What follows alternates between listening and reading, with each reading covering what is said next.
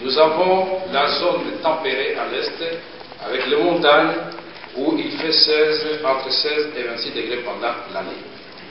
Je ne vais pas vous perdre dans toutes ces énumérations, mais je voudrais vous dire que le monde actuellement est confronté à plusieurs défis.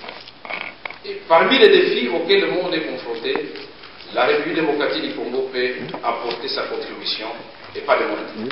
C'est l'exercice auquel je vais vous convier maintenant. Le monde aujourd'hui est confronté au problème du réchauffement climatique.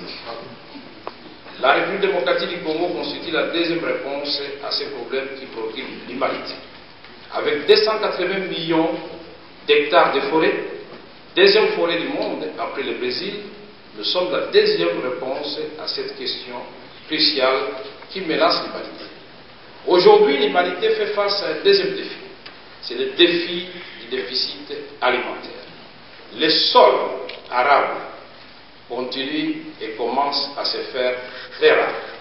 Au moment où nous parlons, la Chine, le Moyen-Orient, le sud de l'Europe, le nord de l'Afrique sont en passe d'épuiser leur espace de sol arabe. Nous disons, quand nous visitons les recherches qui ont été faites par l'Institut d'études agronomiques de la France, il est établi clairement que les réserves qui restent au monde sont situées en Afrique centrale, essentiellement en République démocratique du Congo, et en Amérique latine, principalement au Brésil.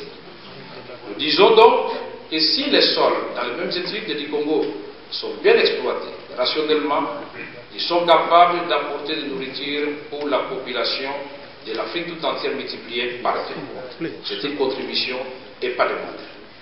Nous disons le troisième défi auquel l'humanité fait face, c'est le défi de l'eau douce.